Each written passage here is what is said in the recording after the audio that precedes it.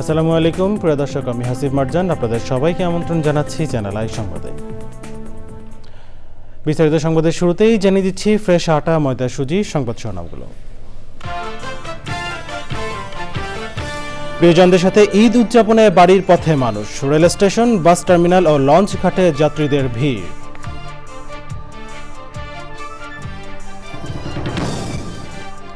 ঈদের প্রধান জামাত আয়োজনে প্রস্তুত জাতীয় ঈদগাহ, নিরাপত্তা নিশ্চিতে ব্যবস্থা নেওয়ার কথা জানালেন স্বরাষ্ট্র উপদেষ্টা।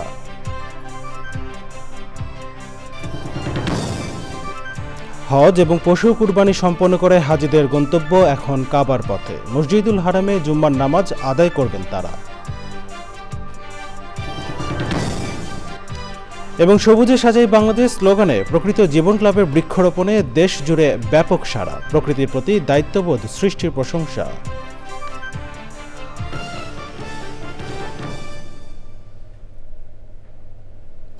সংবাদ শিরোনাম জানাচ্ছিলাম, এখনকার সংবাদ আয়োজন একই সঙ্গে চ্যানেলের ইউটিউব চ্যানেলে এবং চ্যানেলের ওটিটি প্ল্যাটফর্ম আইস্ক্রিনে লাইভ স্ট্রিম হচ্ছে। চলেছে বিস্তারিত সংবাদে। ঈদ যাত্রার শেষ দিনে কক্সবাজারগামী পর্যটক এক্সপ্রেস ও রংপুর এক্সপ্রেস ছাড়া বেশিরভাগ ট্রেন সময় মতো ঢাকা ছেড়েছে। কালুরঘাটে দুর্ঘটনার কারণে পর্যটক এক্সপ্রেস নির্ধারিত সময়ের 4 ঘন্টা পর ছেড়েছে। ট্রাফিক ব্যবস্থা কাজ না করায় দেশের উত্তরাঞ্চল ও ময়মনসিংহগামী যাত্রীদের সড়কপথে দুর্ভোগ পোহাতে হচ্ছে। লঞ্চ যাত্রায় এবার তেমন কোনো ভোগান্তি হচ্ছে না। রিপোর্টে বিস্তারিত জানাচ্ছেন মাসুর শাকিল।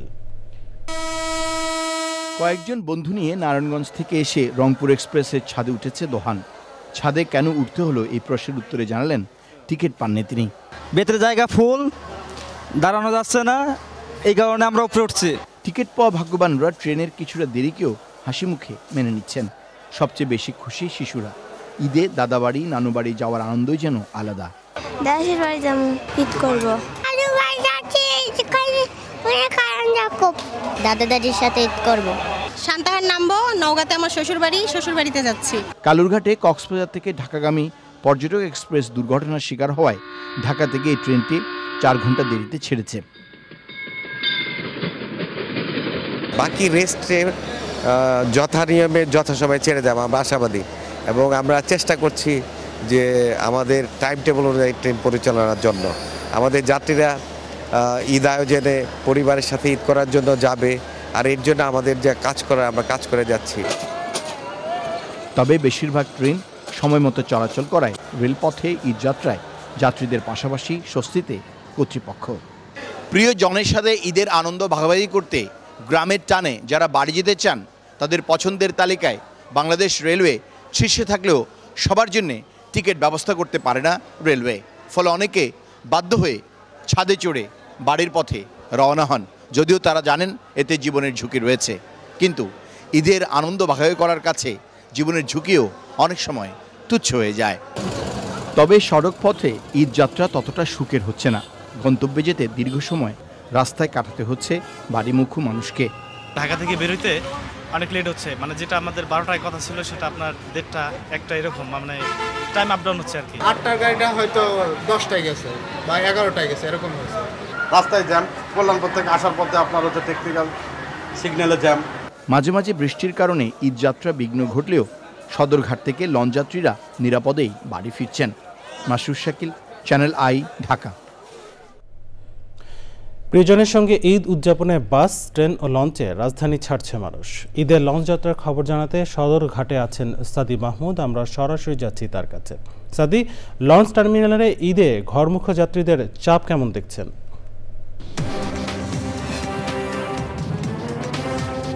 আশিক, ধন্যবাদ আপনাকে। আসলে সদরঘাট লঞ্চ টার্মিনালের সবশেষ অবস্থা যদি আপনাকে জানাতে চাই, তাহলে কিন্তু বলতে হবে যে যেহেতু আজকে ঈদ যাত্রার শেষ দিন, সেই ক্ষেত্রে কিন্তু যেই পরিমাণ চাপ থাকার কথা সেই পরিমাণ চাপ কিন্তু আমি আসলে খেয়াল করিনি। আপনি দেখতেই পাচ্ছেন যে আমি সদরঘাট লঞ্চ টার্মিনালে অবস্থান করছি এবং সারি সারি লঞ্চ কিন্তু দাঁড়িয়ে আছে এবং সেই পরিমাণ যাত্রী চাপ নেই। যে আপনি জানেন যে গত বুধবার শেষ কর্মদিবস ছিল, সেই শেষ কর্মদিবসের পর কিন্তু অনেক অফিস করে পরিবার পরিজন নিয়ে কিন্তু বাড়ির উদ্দেশ্যে আসলে ঢাকা ছেড়েছেন এবং গতকাল যেহেতু 10 দিনের একটা দীর্ঘ ছুটি গতকাল শুরু হয়েছে, গতকালও কিন্তু অনেকে পরিবার পরিজন নিয়ে রাজধানী ছেড়েছে এবং খুব অল্প সংখ্যক মানুষই কিন্তু ঢাকায় থেকে গেছেন এবং আসলে লঞ্চ টার্মিনালে সেই পরিমাণ ভিড় নেই বললেই চলে। আমি যাত্রী সাধারণের সাথে কথা বলেছি, তারা কিন্তু আসলে বলেছেন যে সময় মতো লঞ্চ ছাড়ছে না এবং তারা বলছেন যে তাদেরকে বলা হয়েছে যে যাত্রী পরিপূর্ণ হওয়ার পরই আসলে লঞ্চ ছাড়বে। এবং অনেকের সাথে আমি কথা বলেছি, তারা বলেছেন যে সকাল 8টায় এসেছেন, 9টায় এসেছেন, এখন পর্যন্ত কিন্তু কোনো লঞ্চ ছাড়েনি এবং তাদেরকে কিন্তু 9টা, 10টা, 11টা, 12টা পর্যন্ত আসলে সময় দেওয়া হয়েছে। এবং অভিযোগও কিন্তু আসলে করছেন, তারা বলছেন যে টিকিটে একরকম ভাড়া নেওয়া লেখা হচ্ছে এবং তাদের কাছ থেকে কিন্তু একরকম ভাড়া নেওয়া হচ্ছে, সেই অভিযোগ কিন্তু তারা করছেন। এবং লঞ্চ মালিকের সাথে আমি কথা বলার চেষ্টা করেছি, তারা বলছেন যে টিকিটের পুরোপুরি ভরার পরই কিন্তু আসলে তারা আসলে ছেড়ে যাবেন, এই বিষয়টি বলছেন। তো সবকিছু মিলিয়ে সদরঘাট লঞ্চ টার্মিনালে কিন্তু যাত্রীরা এখনো ওই রকম চাপ কিন্তু আমি খেয়াল করিনি। আপনি দেখছেন এখন আসলে বৃষ্টি হচ্ছে, যার কারণে কিন্তু যাত্রীরা আরো বেশি ভোগান্তিতে পড়ছেন। যাত্রীরা যেটি বলছেন যে সব ভোগান্তির পরও কিন্তু তারা দিন শেষে বাড়ি যেতে পারছেন, এই বিষয়টি তারা উল্লেখ করছেন যে এটি তাদের কাছে ভালো লাগার একটা বিষয়, এই উচ্ছ্বাস তারা প্রকাশ করেছেন। আশিক, সবশেষ অবস্থা যদি আপনাকে জানাতে চাই, আপনি দেখতেই পাচ্ছেন লঞ্চ টার্মিনালে সেই পরিমাণ যাত্রী চাপ নেই এবং যাত্রীরা আসছেন, নির্বিঘ্নে লঞ্চে উঠছেন এবং তারা অপেক্ষা করছেন কখন লঞ্চ ছাড়বে। আশিক। সাদি, আপনাকে ধন্যবাদ। সদরঘাট থেকে ঈদের লঞ্চ যাত্রার খবর জানাচ্ছিলেন সাদি মাহমুদ। পবিত্র ঈদুল আজহায় জাতীয় ঈদগাহে প্রধান জামাত আয়োজনের সব প্রস্তুতি সম্পন্ন। ঈদগাহ মাঠ পরিদর্শনে এসে সার্বিক নিরাপত্তা ব্যবস্থা নিয়ে সন্তোষ প্রকাশ করেছেন স্বরাষ্ট্র উপদেষ্টা। বলেছেন, মানুষের জানমালের নিরাপত্তায় পর্যাপ্ত নিরাপত্তা ব্যবস্থা নেওয়া হয়েছে। রিপোর্ট আরও জানাচ্ছেন পরাগাজী। আবহাওয়া অনুকূলে থাকলে রাজধানীর প্রধান ঈদের জামাত হবে জাতীয় ঈদগাহে। এ উপলক্ষে মাঠ প্রস্তুত, নিরাপত্তা নিশ্চিত করা সহ সব ধরনের কার্যক্রম এরই মধ্যে সম্পন্ন হয়েছে। সকাল 11টার দিকে ঈদগাহ মাঠ পরিদর্শন করেন ডিএমপি কমিশনার শেখ মোহাম্মদ সাজ্জাদ আলী। 4টি পুরুষ ও 1টি মহিলা গেট সহ মোট 5টি গেট দিয়ে মুসল্লিরা ঈদ জামাতে প্রবেশ করতে পারবেন। জাতীয় ঈদগাহ ময়দানে ঈদের জামাত উপলক্ষে পর্যাপ্ত নিরাপত্তা ব্যবস্থা গ্রহণ করা হয়েছে। জাতীয় ঈদগাহ ময়দান ও আশেপাশের এলাকায় ইতিমধ্যেই সিসি ক্যামেরা স্থাপন করা হয়েছে এবং ঈদগাহ ময়দানে স্থাপিত অস্থায়ী পুলিশ কন্ট্রোল রুম থেকে নিরাপত্তা ব্যবস্থা সার্বক্ষণিকভাবে পর্যবেক্ষণ করা হচ্ছে। ঈদের জামাতকে কেন্দ্র করে কোনো রকম নিরাপত্তাহানির আশঙ্কা নেই। এরপর জাতীয় ঈদগাহ মাঠ পরিদর্শন করেন স্বরাষ্ট্র উপদেষ্টা অবসরপ্রাপ্ত লেফটেন্যান্ট জেনারেল জাহাঙ্গীর আলম চৌধুরী।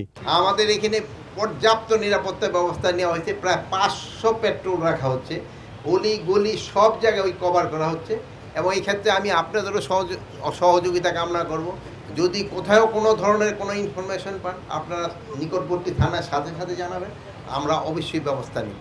তো ছোটোখাটো 2-1টা ঘটনা অনেক সময় ঘটে যায়, যেন এটাও যেন না ঘটে, এই জন্য আমরা পর্যাপ্ত ব্যবস্থা নিব। যদি কোথাও মামলা না নেয় তাদের ক্ষেত্রে ব্যবস্থা নেওয়া হবে। এর কিছুক্ষণ পর ঈদগাহ মাঠ পরিদর্শন করে মিডিয়ায় কথা বলেন বিএনপি নেতা ইশরাক হোসেন। আমি আজকে এখানে এসেছি, এটা আমার দায়িত্বের মধ্যে পড়ে যে ঈদগাহ কিভাবে এই পুরা কর্মকাণ্ডটা সম্পন্ন হচ্ছে সেটা তদারকি করা।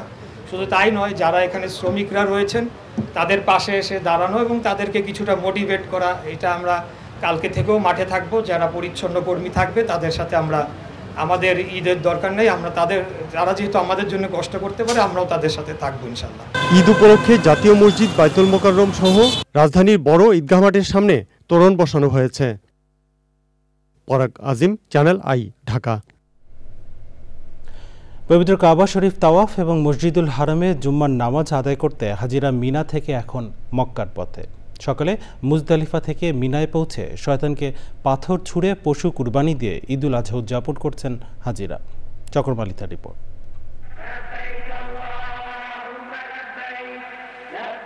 পবিত্র আরাফাত ময়দানে বৃহস্পতিবার দিনভর মহান আল্লাহ রব্বুল আলমিনের দরবারে নিজেকে সমর্পণ করে হাজিরা রাত যাপন করেছেন মুজদালিফায়। খোলা আকাশের নিচে সারা রাত নিজেকে উপলব্ধি করে ভোরে ফজরের নামাজ পড়ে আল্লাহর মেহমানরা আবার আসেন তাবুর শহর মিনায়।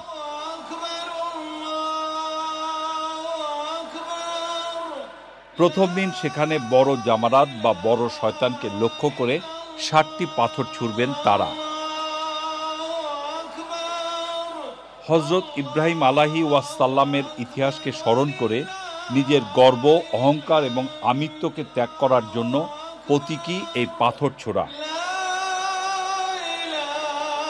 এভাবে শয়তানকে পাথর ছোড়ার মধ্য দিয়ে অন্যায় অসত্যের বিরুদ্ধে সংগ্রামে ঝাঁপিয়ে পড়ার জন্য আল্লাহর এই মেহমানদের প্রেরণা অর্জন। শয়তানকে লক্ষ্য করে আগামী 2 দিন আরও 42টি পাথর মারবেন হাজিরা। পবিত্র এই মিনাতেই মহান আল্লাহর সন্তুষ্টির জন্য বাবা ইব্রাহিম এবং মা হাজেরা সন্তান ইসমাইলকে কোরবানি দিতে প্রস্তুত হন। সেই মিনাতেই অনেক ভিড় ঠেলে শয়তানকে পাথর ছোড়ার পর পশু কোরবানি করে মাথা মুন্ডন করেছেন হাজিরা। এরপর ইহরাম খুলে স্বাভাবিক পোশাক পরবেন তারা। এসব আনুষ্ঠানিকতা আগেভাগে শেষ করে পবিত্র কাবা শরীফ তওয়াফ করতে অনেকেই রওনা হয়েছেন মক্কা নগরীর দিকে। সেখানে মসজিদুল হারামে জুমার নামাজ আদায় করবেন অনেকে। বাংলাদেশের ধর্মপ্রাণ মুসলমানরা পবিত্র ঈদুল আজহা পালন করবেন শনিবার। চকর মালিথা, চ্যানেল আই। ঈদুল আজহাকে কেন্দ্র করে ঢাকার 2 সিটি কর্পোরেশনের প্রতিটি ওয়ার্ডে পরিচ্ছন্নতার কাজ করবে জাতীয় নাগরিক পার্টি এনসিপি। সার্বিক সহযোগিতার জন্য হটলাইন নাম্বার চালু করেছে দলটি। ঈদুল আজহা উপলক্ষে দলটির কেন্দ্রীয় কার্যালয়ে সংবাদ সম্মেলনে এনসিপি নেতারা জানান, ঈদের 3 দিন এই কর্মসূচি চলবে।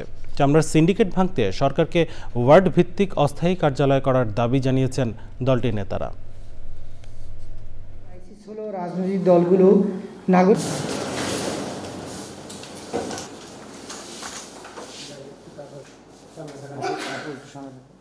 ঈদের যে 3 দিন, এই 3 দিন তারা সার্বক্ষণিক অবস্থান করবে এবং সেখানে যে কোনো ধরনের সমস্যা হলে, সেখানে কোনো ধরনের ময়লা থাকলে সেটা সিটি কর্পোরেশনকে সহযোগিতা করা কিংবা ময়লার যে টিম, সেই টিমের সাথে সমন্বয় করার জন্য তারা কাজ করবে। দ্বিতীয়ত, আমাদের মহানগর এবং উত্তর এবং দক্ষিণে আমরা একটা হটলাইন চালু করছি, যে হটলাইনে নগরবাসীর যে কেউ কল দিলে 30 মিনিটের মধ্যে আমাদের টিম সেখানে চলে যাবে এবং তাৎক্ষণিক ব্যবস্থা নিয়ে সেই ময়লা কিংবা সেই বজ্র অপসারণের ব্যবস্থা করবে। সবুজে সাজাই বাংলাদেশ স্লোগানে গত কয়েক বছর বৃক্ষরোপণ কর্মসূচি করে দেশ জুড়ে ব্যাপক সাড়া জাগিয়েছে প্রকৃতি ও জীবন ক্লাব। এরই ধারাবাহিকতায় এবছর সারা দেশে বৃক্ষরোপণ কর্মসূচির অংশ হিসেবে শেরপুরে বৃক্ষরোপণ ও চারা বিতরণ করছে প্রকৃতি ও জীবন ক্লাব। প্রকৃতির প্রতি দায়িত্ববোধ সৃষ্টিতে প্রকৃতি ও জীবন ক্লাবের এমন উদ্যোগের প্রশংসা করেছেন বিশিষ্টজনরা। হাকিম বাবুলের তথ্য ভিডিওচিত্রে রিপোর্ট করছেন আফরোজা হাসি। ধ্বংসাত্মক উন্নয়ন, অপরিকল্পিত নগরায়নে বনাঞ্চল কমে যাওয়ায় বাড়ছে প্রাকৃতিক দুর্যোগ, দীর্ঘ হচ্ছে জলবায়ু উদ্বাস্তুর তালিকাও। মলিন প্রকৃতিতে প্রাণ ফেরাতে শেরপুরে প্রকৃতি ও জীবন ক্লাবের 3 মাসব্যাপী বৃক্ষরোপণ কর্মসূচি। সবুজে সাজাই বাংলাদেশ এই প্রতিপাদ্যে সারা দেশব্যাপী বৃক্ষরোপণ কর্মসূচি শুরু করেছে প্রকৃতি জীবন ক্লাব। এ উপলক্ষে শেরপুরের নালিতাবাড়িতে বৃক্ষরোপণ কর্মসূচি হয়েছে। এখানে যারা স্কুল কলেজের ছাত্রছাত্রী তারা সবাই একসাথে এই কাজটি করেছেন। 160 কোটি লোক নির্ভরশীল এই সারা পৃথিবীতে এই বৃক্ষের উপরে। যদি এই বৃক্ষ না থাকতো, এই বন না থাকতো, তাহলে কিন্তু তারা সারভাইভ করতে পারতো না। তাহলে যে গাছ এত উপকার করে নানাভাবে এবং নানা কর্মকাণ্ড আমরা করছি এই গাছ দিয়ে, সেই গাছ কিন্তু লাগাতে হবে। আসুন আমরা সবাই হাতে হাত মিলিয়ে এই বৃক্ষরোপণ কর্মসূচিকে এগিয়ে নিয়ে যাই এই বর্ষায়। নলিতাবাড়ী উপজেলার অরণি প্রোগ্রেসিভ স্কুল ও শিমুলতলা সরকারি প্রাথমিক বিদ্যালয়ে শিক্ষার্থীদের ফলদ, বনজ ও ওষুধি গাছের চারা উপহারের পাশাপাশি বৃক্ষরোপণ করা হয়। একটি গাছ একটি অক্সিজেন ফ্যাক্টরি, যাকে আমরা বেঁচে থাকি, তার জন্য আমাদের উচিত বেশি বেশি গাছ লাগানো। প্রকৃতি ও জীবন ক্লাবের পক্ষ থেকে আমাদের যে অরণ্য প্রোগ্রেসিভ স্কুলকে বেছে নেওয়া হয়েছে বৃক্ষরোপণ এবং সুরক্ষার জন্য, এজন্য আমি ওনাদের কাছে কৃতজ্ঞতা জ্ঞাপন করছি। শুধু বৃক্ষরোপণই নয়, রোপিত গাছ সংরক্ষণে সচেতনতা সৃষ্টি ও জনসম্পৃক্ততায় উদ্যোগ নিয়েছে প্রকৃতি ও জীবন ক্লাব। আমরা যত গাছ লাগাবো তত আমাদের পৃথিবীতে অক্সিজেনের কোনো ঘাটতি পড়বে না। বৃক্ষরাজির অবদান অনস্বীকার্য। এই সচেতনতাটা আমরা মানুষ চারাদের মাধ্যমে তাদের হাতে গাছের চারা তুলে দিয়ে বুঝাবার, প্রকাশ করবার চেষ্টা করলাম। সুস্থ ও সুন্দর প্রকৃতি গড়তে প্রকৃতি ও জীবন ক্লাবের এমন উদ্যোগ অব্যাহত রাখবে প্রত্যাশা সুধীজনদের। গাছ না থাকলে যে আমরা বাঁচবো না, এই অনুভূতিটা ওদের মধ্যে জাগিয়ে তুলতে হবে, তাহলেই ওরা প্রকৃতিকে ভালোবাসবে। আজকে যেটি শিশুদের দিয়ে শুরু করা হলো, এখানে শিশুরা যেমন বেড়ে ওঠে, গাছও সেই সাথে বেড়ে উঠবে এবং প্রাণ প্রকৃতি রক্ষা পাবে। সচেতনতামূলক স্কেটিং রাইডে জলবায়ুর বিরূপ প্রভাব মোকাবেলায় বৃক্ষরোপণের প্রয়োজনীয়তা তুলে ধরেন স্কেটাররা। সবুজায়নের এমন নানামুখী উদ্যোগে আবারও প্রাণবন্ত হয়ে উঠবে বাংলার প্রকৃতি, প্রত্যাশা পরিবেশবাদীদের। আফরোজা হাসি, প্রকৃতি ও জীবন ডেস্ক, চ্যানেল আই। এবারে জানাবো কনকা ফ্রিজ কোরবানির হাটের খবর।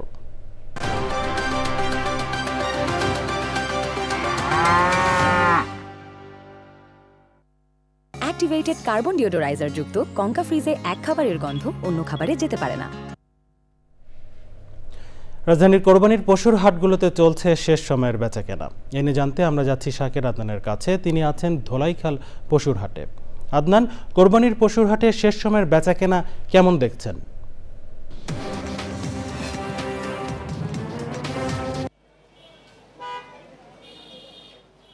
হাসিব, ধন্যবাদ। আসলে আর কয়েকটা মাত্র ঘন্টা বাকি আছে, কালকে যেহেতু ঈদ, কোরবানির ঈদ। তো আপনি প্রশ্ন করেছিলেন যে আসলে এখন বেচাকেনা কেমন হচ্ছে।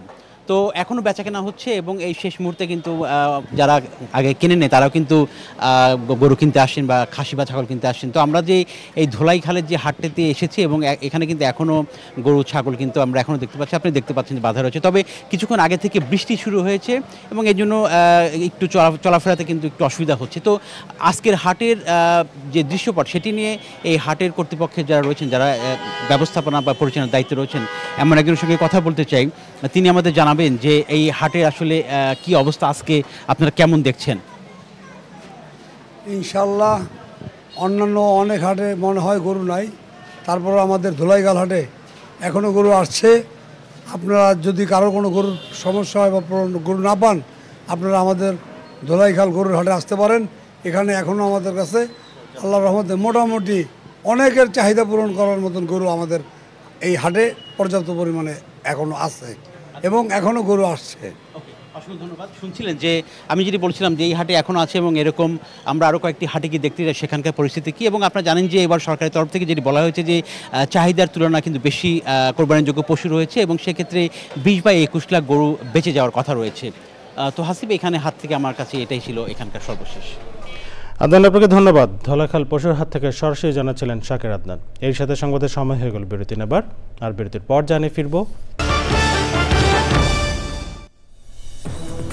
ফিরে এলাম বিরতির পর। স্বাগত আর একবার চ্যানেল আই সংবাদে।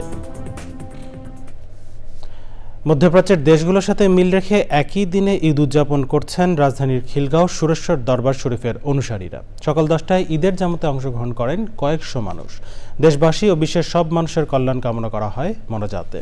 দিনাজপুরেও আজ আগাম ঈদুল আজহা উদযাপন করছে প্রায় 5000 পরিবার। শহরের চারুবাবুর মোড়ের পার্টি সেন্টারে চিরির বন্দর, কাহরোল, বোচাগঞ্জ, বিরল ও বিরামপুর উপজেলায় ঈদের জামাত অনুষ্ঠিত হয়। এছাড়াও চাঁদপুর, সাতক্ষীরা, ঝালকাঠি, মাদারীপুর, মৌলভীবাজার, লক্ষ্মীপুর সহ বেশ কয়েকটি জেলার কয়েকটি গ্রামে আগাম ঈদ উদযাপিত হয়েছে।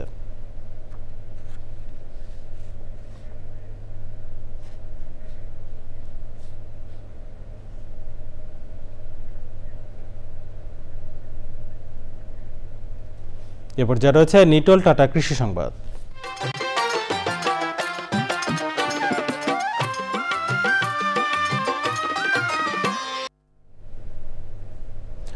আসন্ন ঈদুল আজহা ঘিরে নরসিংদীতে জমে উঠেছে কোরবানির পশুর হাট। জেলার বিভিন্ন স্থান থেকে আসছে গরু, মহিষ ও ছাগল।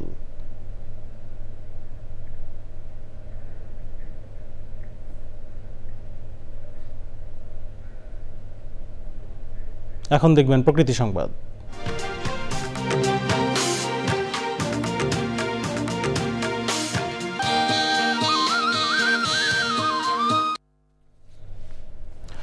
আসন্ন বর্ষায় শরীয়তপুরের জাজিরায় পদ্মা সেতু প্রকল্প রক্ষা বাঁধের 100 মিটার অংশ ভাঙনের ঝুঁকিতে পড়েছে। আর এতে চরম আতঙ্কে দিন যাপন করছেন পদ্মাপাড়ের মানুষ। যদিও এরই মধ্যে ক্ষতিগ্রস্ত অংশে জরুরি কাজ করছে পানি উন্নয়ন বোর্ড। তারা বলছে ডিপিপি অনুমোদন হলে পুরো এলাকা ভাঙন থেকে রক্ষা পাবে।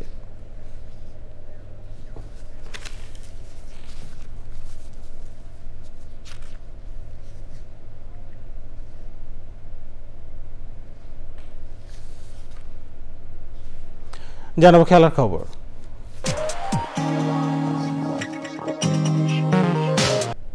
সংবাদ শেষ করবো, তবে যাবার আগে ফ্রেশ আটা, ময়দা, সুজি সংবাদ শিরোনামগুলো জানিয়ে দিচ্ছে আরো একবার।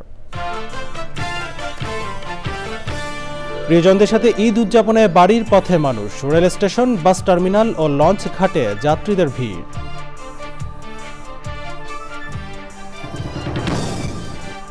ঈদের প্রধান জামাত আয়োজনের প্রস্তুতি জাতীয় ঈদগাহ, নিরাপত্তা নিশ্চিতে ব্যবস্থা নেওয়ার কথা জানালেন স্বরাষ্ট্র উপদেষ্টা।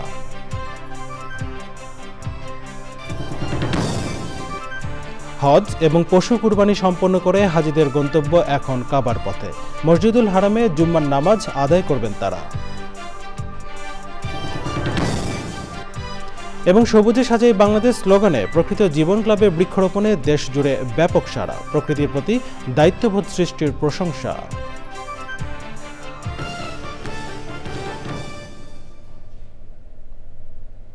দর্শক, এ ছিল চ্যানেলের সংবাদের এখনকার আয়োজন। এতক্ষণ সাথে থাকার জন্য ধন্যবাদ সবাইকে।